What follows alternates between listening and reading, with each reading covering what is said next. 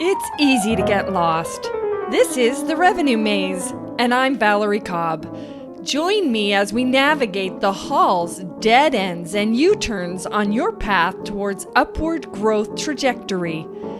The Revenue Maze is sponsored by Revenue North Star, guidance and execution through fractional revenue leadership, uncovering hidden revenues, and empowering small business growth through process-driven sales customized to your company environment.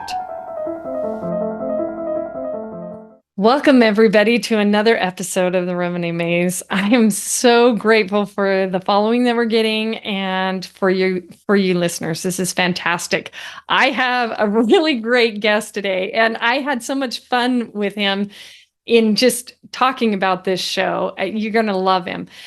So, first of all, he has moved 20 times under the age of 18. So rarely is that distinction. I think only Mel at Omical has been at like 38, but it wasn't under age 18. So that was really different.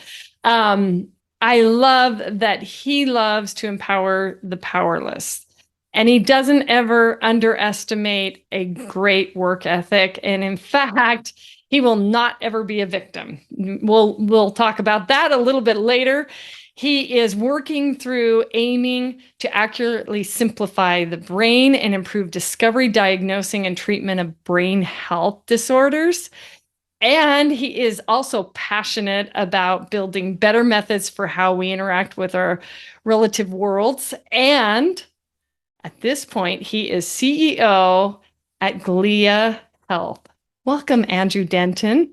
Thank you so much for having me, Valerie. I really appreciate the glowing intro. I try to be a little more humble than that, but as long as someone else is saying that about me and not myself, then I guess I'll begrudgingly take it. Yes, I have been told by some of my guests that, it's like, oh, who is that person that you're describing? But no, it's great. It's great to have you on the show. And we always do one thing first. We always answer the question, what is one thing that you can tell the listeners that will help them get out of the revenue maze? Man, there's so many things you can talk about when it comes to revenue and obviously being in the revenue maze. But I think more broadly, I would like to talk about just leadership and team in a company culture. I think that was really what's going to drive your business forward and to make it easier to attain those revenue goals. So you're not chasing the cheese, but when the cheese comes to you. The more that you can develop and impact your team, the more that it's going to show return in your personal business. So that's how it's been in my life. I built Glia Health on, passion, belief, and work ethic. And the team around me who joined me on that enterprise, I didn't have money to pay them. In transparency, I was just trying to make a dream happen. And they said, you know what, we want to sign on to this because we believe in you and we believe in the product. And so I felt a real debt of responsibility to give back to them in ways that I could. But, that sort of circular relationship between, myself as the founder and then the team around me, mutually benefiting each other was really impactful for me. So I'd say if you want to escape the revenue maze, invest in your team in all the ways that you can. It's not always a dollar sign. Find out what matters to people, whether it's, their passion, their hobbies, their home life, if they want a work-life balance, if they want more education, if they want a better opportunity at their future role, learn what they want out of life and then figure out how you can help them attain those goals. And you'll often find that they'll help you attain yours. So. Well, and so we often on this show will talk about team and things like that. And so what I typically try to do is say, okay, well, I think that's just talking about it in the bullet points, you gave kind of 3. It's easier said than done. Certainly. So give us some pointers on how you're going to, how others can do that, right? Because that's kind of why we're on the show is the pointers. So I would say specifically, one of the best ways you can build team is having those conversations with the team who you bring on board, right? I think you need to schedule those one-on-ones at least once every 2.5 to 3 weeks. It's really important that you have a consistent cadence with your team. So that way they can feel involved in the organization, but they can also understand that you're keeping track of them and not just in a work productivity perspective, but just, their life and who they are as a person, right? If they feel like they've been listened to and heard, then it's going to go miles in terms of how they're able to communicate with you as a leader. So I start with that. Definitely set up one-on-ones. Make sure it's a kid in about 3 weeks. Too short, like if it's less than that, if it's a week or 2 weeks, it's too often, and people don't really have the updates that you're looking for in those type of engagements. If it's too long, if it's 4 weeks, if it's once a month, once every 2 months, it can be where you're not able to create that tight bond with your team. So I think 3 weeks is a pretty good cadence for me in my startup experience. This might not apply to a larger corporation. Maybe the cadence will change, but I'd say certainly start with that. And then number two, really get creative in the same way that you have to figure out what problems you solve for your business. You need to determine what problems you can solve for your team, right? So, I had an intern, a UX design intern, who come work for me at Glia Health, and they were a fantastic designer. They worked really hard. They produced good work, but they were brand new and pretty green. And so, we were offering them the chance to build their corporate experience as they, just started out in their new career path. They came to me one day and they said, "Hey, Andrew, can I talk to you? I've got a potential job offer on the table here, and I wanted your opinion on if the compensation was fair, and if it is, like, would you be willing to write me a recommendation letter and recommend me to that job?" Pretty brave conversation what this girl came to me with, because I think for some people that can be a little bit disconcerting. It's like, oh, I'm going to my current boss to tell them that I'm probably going to be leaving, and if they can give me this approval. But it was, I think, a testament to the relationship that I had built with her over that she felt that she could trust me enough with that information, instead of just, leaving, quitting, saying, "Hey, I'm out of here." But I said, "No, yeah, of course, I'll definitely help you with this. I want you to be successful in your career, because either the way I look at it selfishly is either you're going to support me in my business and we're going to build a better world together, or I'm going to potentially be a customer of yours in the future. And if I'm a customer of yours in the future, then I want to ensure, or I want to know that the people who are working for those businesses that I'm a client of are putting forth good work." So I think I win on both ends, like selfishly, whether they work for me or they work for someone else. As long as they're doing great work, I'm happy. And in this case, this girl definitely was. So, for her problem was she wanted an income, and she wanted a way to have, a way to provide for her family. And so I couldn't provide that at my startup, but what I could do is give her experience, and then obviously recommend her to a place that could. For other people, it was they wanted to stay with Glia and build something impactful and be with us for the long term. And so their why was changing the world in the way that they knew how. And so my role in that place was to foster those type of, excuse me, I'm sorry about that. Foster those type of. We've all had it happen. Yeah. Everybody listening going, "Oh, crud. Yeah, that happens." Yeah. But yeah, my role in that was to kind of foster an environment where they felt that they could make the decisions that didn't necessarily sink the ship, right? They were above the waterline, so they could still be impactful in the organization, but they didn't have the weight of the world whether or not it was going to work out or not. So yeah, really figure out your team's why. And you can obviously do that in those one-on-one conversations. And then get creative with how you solve those problems, right? So sometimes it's reaching out to contacts in your own industry and going, "Hey, this person works for me currently, but they need a paid position. How can I help them? How can they work at your company? What do you like to see from them that I can vouch for?" Right? Or it might even be partnering with the university to develop young talent at those college classes and see, give them a real taste of what it's like to work in the real world. So there's a lot of different avenues on how you can empower your team that don't revolve around a dollar sign. And I've learned that through this past 20 or so months building Glia. It was tough at first, though, to be fair. When I started, I was like, what do I do? Like, I have all this clinical knowledge around the brain health, and yet I have no one else, or like no team, right? I didn't have people who knew how to build a business or do design work or code out an application or create a sales process, right? All of that was new to me. Granted, I took some time, I read some books, I learned what I could, but ultimately I'm never gonna be an expert in those spaces. So I had to find people to come alongside me and empower them to be the expert and allow them to, do what they do best. So. Yeah. So you bring up some really good, timely subjects because not everything is motivated by money. We know that by statistics, right? As well. We've surveyed and all that kind of fun stuff.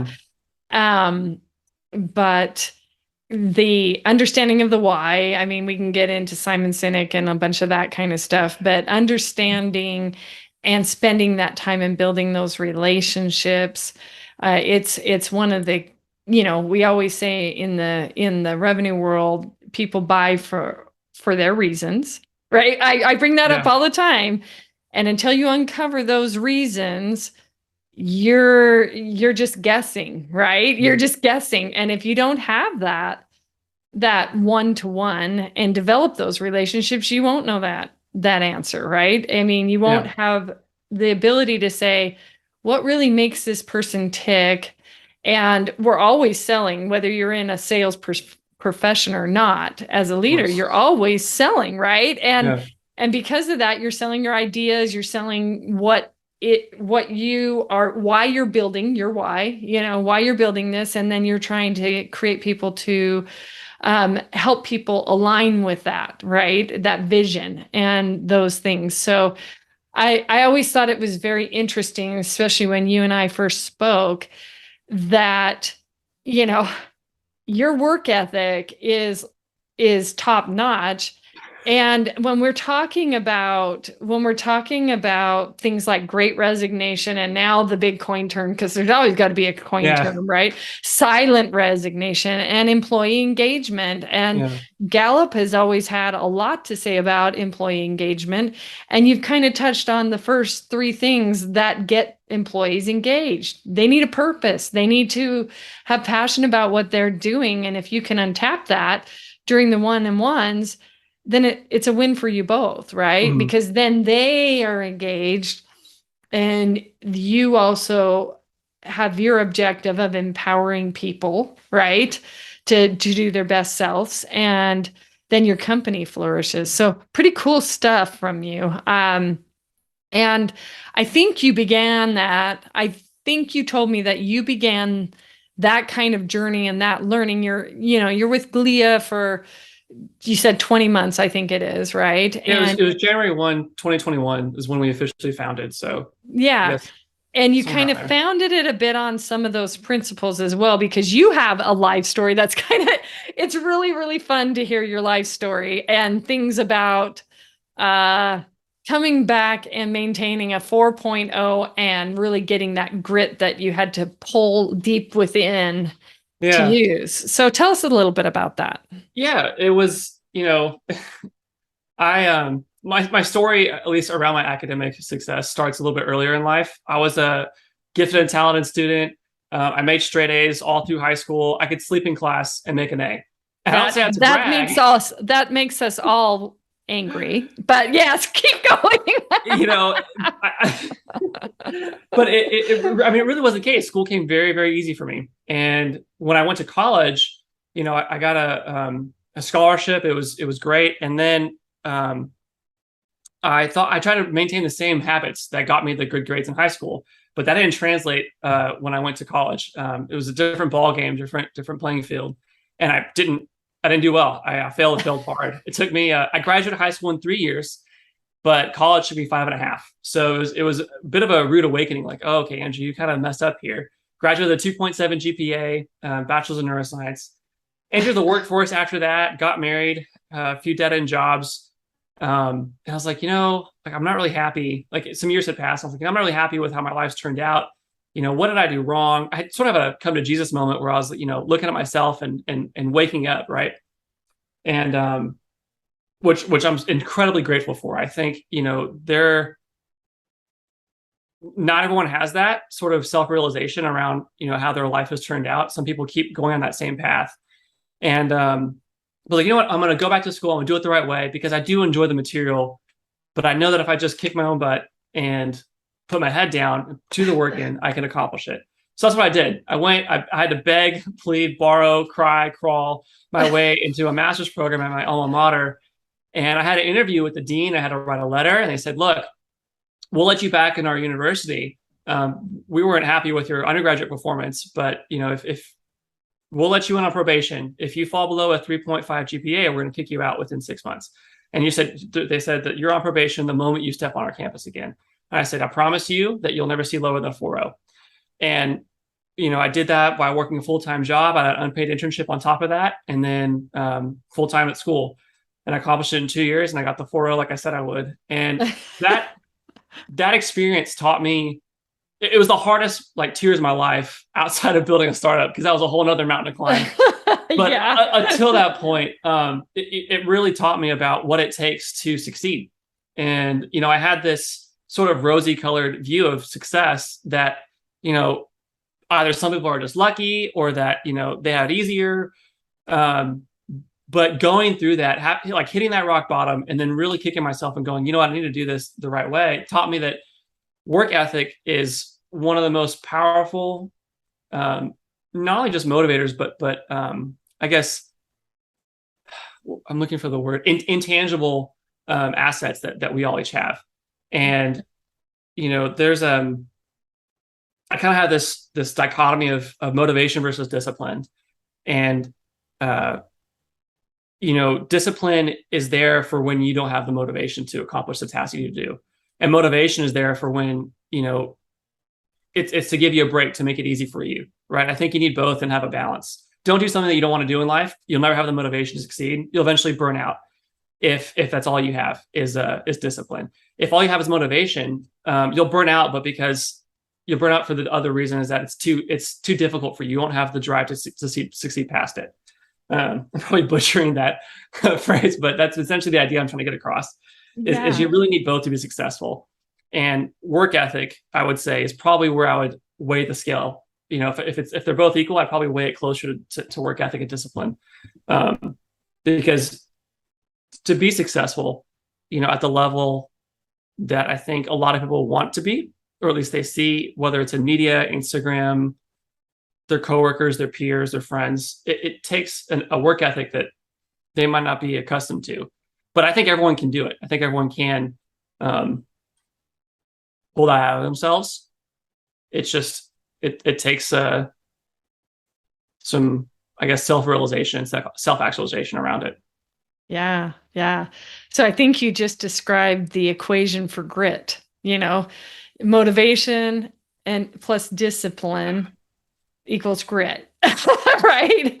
Yeah. And so you're very gritty. And sometimes when it's very interesting, because I know on one podcast, one of them was talking about planting seeds. I think it was Jordan Schindler, if I remember right. Anyways, and not giving up while you plant those seeds, right? Because it takes that sort of discipline to not give up, but also to completely stay motivated on that original passion and tapping into your why to do that. Because especially in the startup space, sometimes it can take years getting through it, funding. It can take years if you're you're kind of straddling healthcare right now. So sometimes you end up in some kind of government approval, obviously, which can take 8-9 years sometimes if they, I used to always tell people in healthcare, the CMS isn't moving, move around that mountain, move around that mountain. And for those, but the same is true even in any government regulation. So you come up against these obstacles. So you're really, really motivated. I can't remember if it was you I was talking to about years ago when I was a vocal instructor. I was a coach, and so I sang opera for 18 years, and then I coached it for about 10. And it was really more on the side just because I wanted to help people at that point. And one of the things that I had, and I use this as an example all the time, is it's rare that somebody is actually tone deaf. Yeah. They almost have to learn.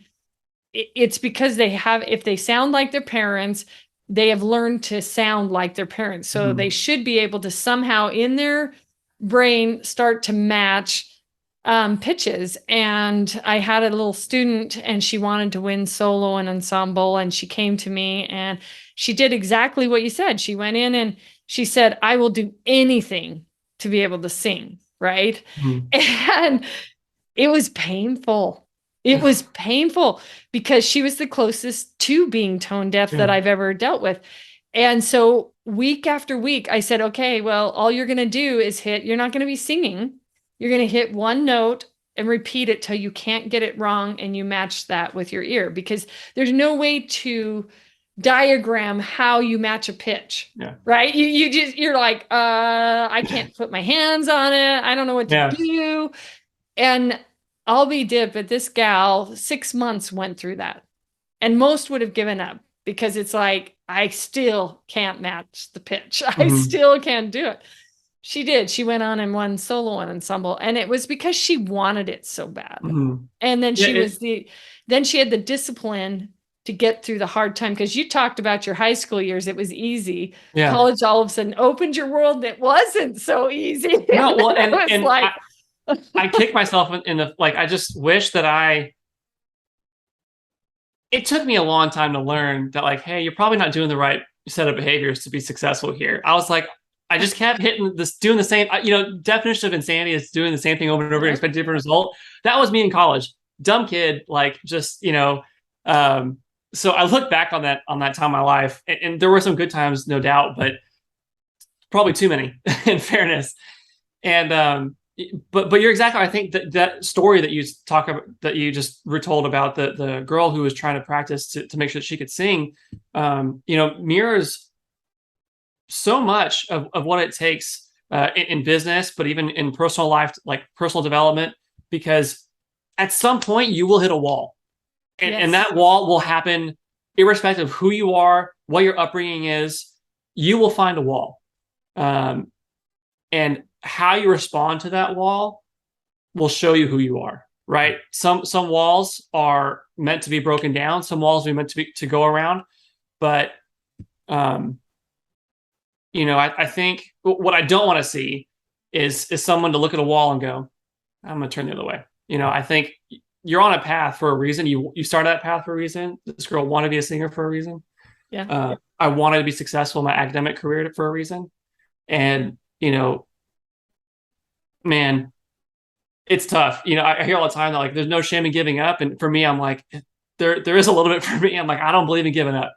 And yeah, and there's probably, I'll say this, like, there probably is a place for it. Um, but man, I'm gonna do everything I freaking can before I do that. I think it should be a last resort. Um, and I'll say that that's also something separate than just tasting different things. Gary Vee talks about, when you're trying to find your passion, what you want to do in life. He just tells a lot of his advice to young adults is to just try different things, do different jobs. Go garage sailing, go work at a McDonald's, go to school, go be a welder, a plumber, start a business, right?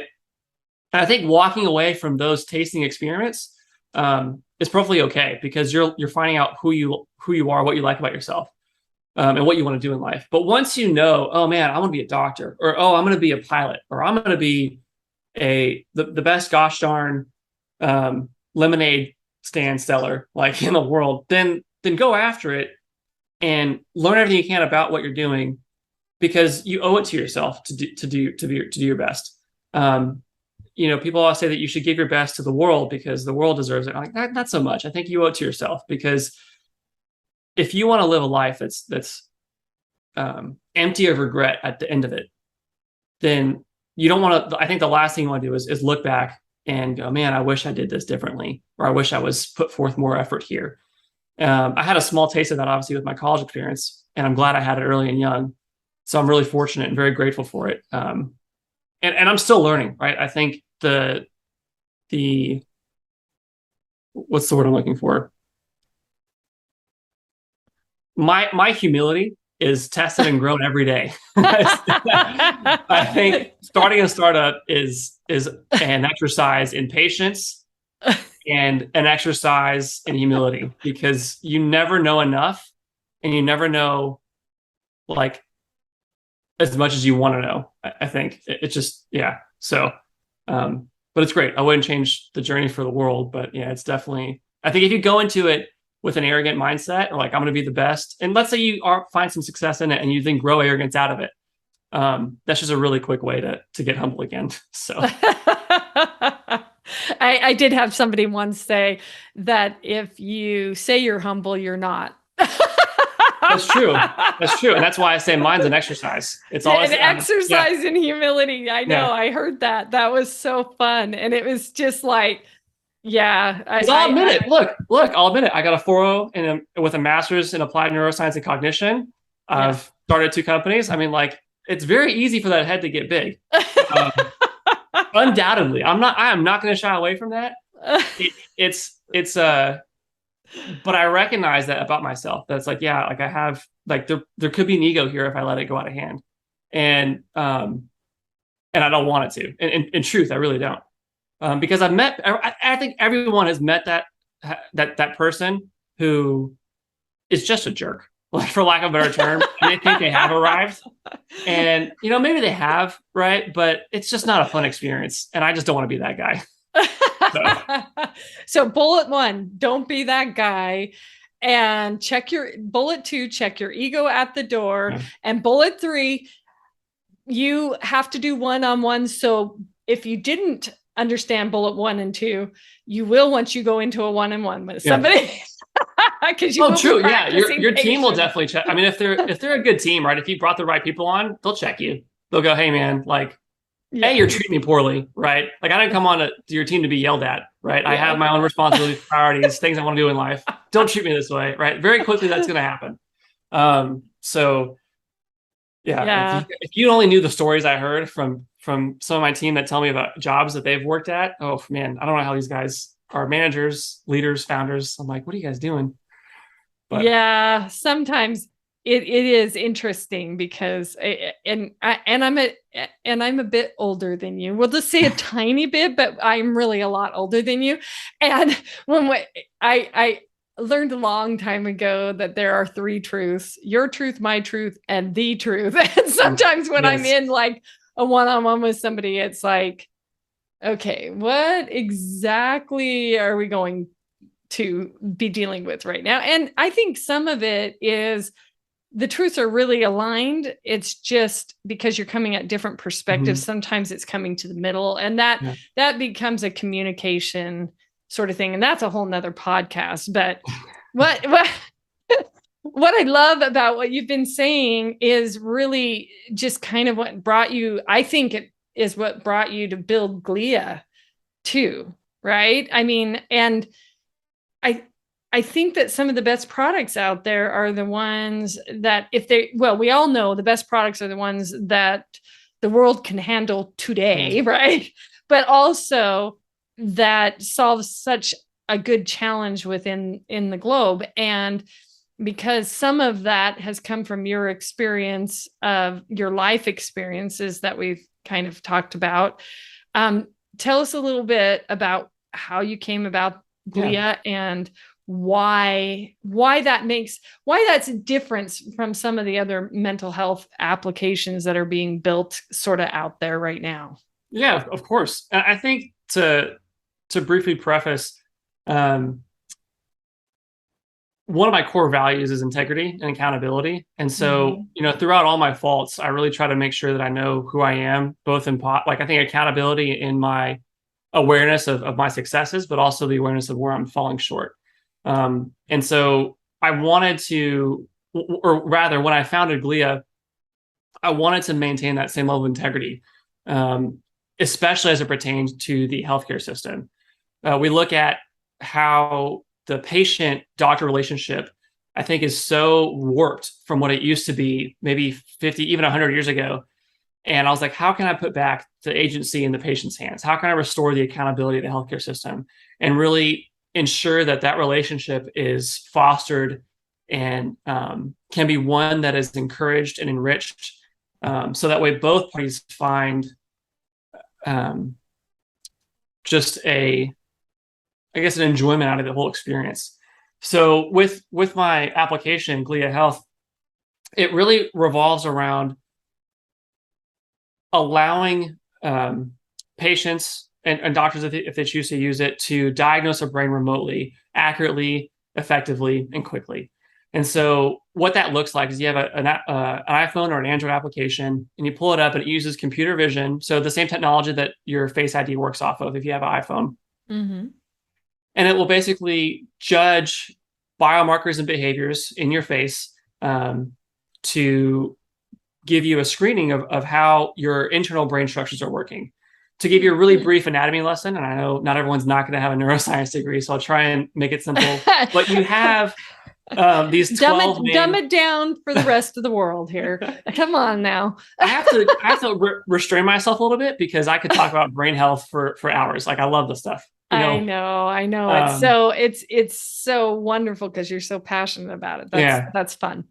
So, but you have these 12 highways in your brain. They're 12 cranial nerves, and they govern the function, everything from shrugging your shoulders to moving your eyebrows up and down as I try to, smiling. And you see me, I'm going. Yeah, exactly. We look weird up and down. Yeah. Making a fool of ourselves, but all of those things are impacted by the function of these nerves. Yeah. Even the reflex to like vomit, for instance. So, anyways. Yeah, let's not talk about that. Yeah, we don't want to.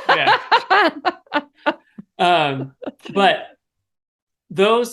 So my application takes a holistic look of those cranial nerve health and determines whether or not that they're functioning properly. And if through those inferences that we're making, we can tell if you've had a concussion or a stroke, and then recommend whether or not you need to go see a doctor. So let me give an example of a story I was talking to, or a story was told to me by another founder. I met him a few months ago, and he said, yeah, his wife coaches a Little League soccer team, and his daughter plays JV soccer for her high school. And his daughter, Amanda, was run up the field and collides with a girl named Jessica on the opposing team. Jessica falls to the ground, back to the grass, eyes to the sky. And the gentleman's daughter just took the hit like a champ. I mean, she just was like, it looked like nothing really happened. And so everyone, the coaches rush over, the parents rush over, and like, oh my gosh, are these two girls okay? And especially the one who's on the ground. So they had to medically suspend both girls. They pulled them out of the game. They had to go get, MRI scans, CT scans, go through the whole concussion protocol. And it turns out the girl on the ground just had the wind knocked out of her. She was A-okay. But the girl, his daughter, had a walking concussion. So, he was relaying to me like, man, I really wish we had your product that day on the field, because we would have known right then and there if the girls were safe to play. We wouldn't have, the girl who was totally okay, she wouldn't have had to feel frustrated that, she had to go through all this extra testing and get medically suspended. But my daughter, I would have known immediately to take her to the hospital right then and there. So, stories like that really illustrated the value to me that, man, this is a worthwhile, necessary product that I'm building. And it really reaffirmed why I was doing what I was doing. Gave me a lot of like validation around the idea. Selfishly, I want to be the first remote diagnostic platform in space. I think astronauts are going to be needing, they're needing remote care. They're not going to have a hospital right there. I was like, well, if I can be that guy providing that service, man, so that's my moonshot. But yeah, that's kind of Glia Health in a nutshell, and kind of why I started it. So. Well, it's interesting that you bring that up, because it's really funny. My husband and I were talking about a show last night, and he's like, yeah, when you wanted to be an FBI agent, you'd have been great at this, but you can't stand the sight of blood, right? Yeah. It's like, you're right. I couldn't have probably been involved in the FBI because of that. And I tell that story not because it's kind of dumb or whatever, it's kind of applicable because there's so many items in life that if it could be detected early, you would know what to do. You could have peace, right? You could feel peace, right? And I remember when my mom had her TIA, we were going to go play tennis. And so I was waiting for her, and she came home, and she came where we were meeting. And I literally, I asked her why she wasn't going in and changing into her tennis clothes. Right. And it was like, and she's like, what? And I'm like, why? And she looked so normal. Everything she was doing was so normal. And then I noticed she started repeating herself Mm. And she started to do some things. And I am not a doctor. I don't even play one on TV, right? I am literally probably the worst at any of that kind of stuff, even though I've had children, I should be better at it, right? Like if you had a baby who fell or something like that, right? So I remember thinking, okay, what the heck, And so I'd ask her a question. I said, I don't think you're feeling very well, but she had literally driven home, right, Mm. in this condition, and then didn't realize she was resetting herself every couple minutes. And I'm like, you gotta, Mom, I think you need to call the doctor. I think something's wrong. And I had no idea it would be a TIA at the time, luckily, Yeah. but Well, I mean, she I think that was, just shows that, like, it would have done it really fast. Just go take yeah. her. Well, so yeah, so to not every stroke presents with a slurred speech or, a droopy Mm-hmm. lip, right? And so I think that's the most common thing that people go, oh, this person's having a stroke because they present with that way. But what if they don't? Like in the case of your mother. So, Yeah. there's, and I wouldn't say, like, I think there's a lot of people like you who have no idea about, like, I medicine definitely or have health no or, idea. well, I mean, like, there's a lot of people who, um, well, I'll say this. I think healthcare in particular is one of those industries that a certain level of education is necessary to help educate the public on. Our brain is the most complicated thing, in the universe. I think It there's is. more there are more connections between your neurons and your brain than there are stars in the Milky Way galaxy. And I think that fact alone should be mind blowing to anybody. So, It is. it's yeah. So it can feel a little bit, disempowering to talk about empowerment, right? To not know what's going on with someone, especially that you care about, or know, like, why something's wrong or what exactly is happening when your doctor's sort of having these type of conversations with you. And so education is a big part of Glia Health and why we wanted to empower patients, individuals, on the platform and help teach them more about their own body and their own brain and why these things matter. Because you're exactly right. That experience is not uncommon. And Yeah. so No, my I father had was, a stroke, so it was definitely something that hit home for me. yeah, I think sometimes, and that's why I wanted you to bring up Glia Health, because there is a lot of, there's been for a very long time a move to preventative health care, right? Mm. Population care management, all of Yeah, that kind of thing. And um, usually what happens in that is somebody has had an experience, either a family member or something, and it could have been prevented, meaning going mm-hmm. further or cured earlier. Quality of life is better if you can catch something sooner. Of course. And that's what we all want. We want quality of life, right? That's what we want. And so your story is that led you there is something that resonates with almost anybody who would be listening, because we're all affected by Yeah. somebody or ourself, even, that maybe something could have been different had it been caught earlier or Mm-hmm. understood better, right? So sometimes that parent on the soccer field doesn't even take the kid to get help, right? Mm. Because they look fine, and then all of a sudden you hear this tragedy, right? Or Yeah. somebody doesn't do a diagnostic test because they just don't want to take the time. I think that was I think it's Justin Billant. Anyways, he had a mentor that had undiagnosed diabetes, Mm-hmm. right? And so as we start to go through some of that's a great way to introduce your passion into that realm with Glia, right? Well, yeah, and I think especially, I'm really excited about my product, for a whole host of reasons, right? But one thing that kind of was particular to me was that, we're just now learning that a lot of young childhood injuries, specifically traumatic brain injuries, are now being linked to young adult and early adulthood depression, anxiety, PTSD, bipolar disorders. And I think, how many of us have suffered, the the mental health struggles that I think currently are affecting a lot of people here in today's world that they might not have ever had to struggle with had they had the proper treatment when they were children. So it's, that was a sobering statistic that I learned. I'm not gonna bring it up now because I probably will butcher it, but at the time it was just that I think 20% of all, something like this, 20% of all children in America suffer a traumatic brain injury while playing a sport, and they're linking those TBIs to young adult mental health disorders. So I Wow. think if we can curb that, we will be doing a great good. So Well, Andrew, we're gonna change a little bit here because that is a sobering statistic, and we want to make sure that we're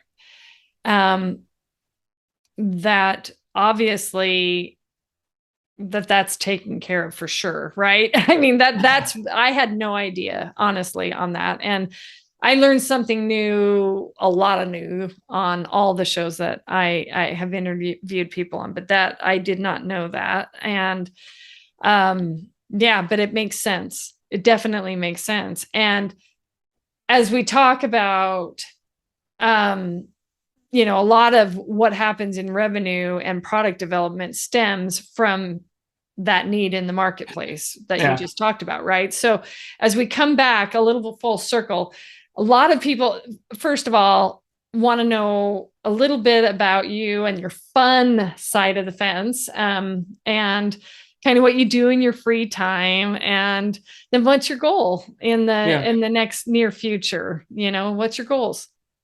Yeah, of course. So before I touch on that, I did want to bring up, and it just came to my mind about, one other way to escape the revenue maze was that whenever you're building a product, ensure that it's something that is really impactful to those around you. So don't be necessarily just a problem solver and solve whatever problem that you think needs to be solved. To quote the old adage, if it ain't broke, don't fix it.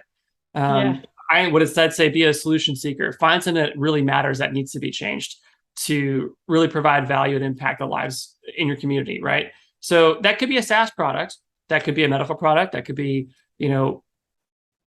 a better way to travel, in a car, right? Who knows? But whatever it is, I think whatever product you're building, one way to escape the revenue maze is to make sure you're building something worthwhile that people want, that's going to really make an impact. But to answer your actual question about what I do in my free time and for fun, you brought up, as you've all noticed, Andrew's brain never stops, it so it's never does. always going. It never stops. And if you meet me in person, just who I am. So that's perfect. No worries. yeah. But you told a story about the girl who was trying to, work and get some grit singing. So I can't sing very well. I wish I did, could do it, but I do play guitar. I Yeah. also I'm a classically trained pianist and violinist. Wow. So I grew up from a very young age playing piano, took violin early as well, and then picked up cello, self-taught myself guitar, and then dabbled in drums, we'll say. I'm not confident in that skill set yet. I bet you're above and beyond in that skill set, but it's just not where you want it to be. So that's why. I appreciate that. Thank you. But yeah, so I love music, clearly. I love listening to music. I love creating music. I love producing music. One of my lifelong goals is to record an album. I don't even care if it does well. I just want to say that I've done it. So more for me than anything else. Classical genre, or what? What Probably do you singer-songwriter. singer-songwriter? John Mayer is a big inspiration for me. So Oh, cool. if I can make something even remotely like his, I'll be happy. I can die at peace. But yeah, so I love music, and then, like, I don't know, most other young adult male, I like video games. I'll play those. I used to compete for a while, so I don't get to do it as much as I like to anymore, for obvious reasons. But when I get some time, it's a good way for me to de-stress. But yeah, I'd say those two things primarily. Yeah. Well, I'm going to have to say that there we all have it. Andrew never sleeps. He's part of that group That's that true. doesn't need more than 2 or 3 hours of sleep at night that I covet, but for some reason don't have. It's great for productivity, but man, some days you're like, I'm exhausted, I can't sleep, and it just there's definitely benefits and drawbacks. But, yeah. Oh yeah, it's kind of like a whirlwind. The energy is I love the energy. I think it's amazing. And I know that with a lot of people, they're probably very much drawn to it because it's kind of like that moth to that fly. That energy and excitement about what you're doing is just fun. So if you had one mentor, who would you say it is? Who would like that I want to have for myself, or that I have currently, or what? To keep provide a little bit more clarification. Yeah, you're diagnosing it too far. Probably, yeah. Always analytical. Man, I'll give you two. Okay.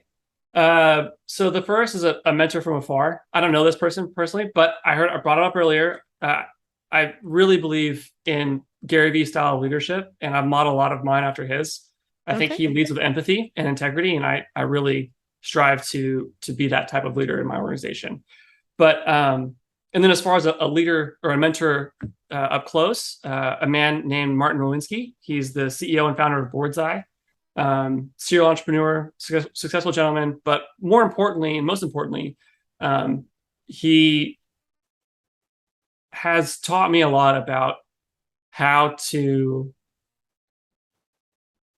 navigate the difficult situations that I find myself in when running a startup, whether that is in managing a team or finding a new way to accomplish a goal or a task. He's very insightful and definitely has a lot of wisdom behind his years of experience. So yeah, I attribute a lot of my current success to his mentorship.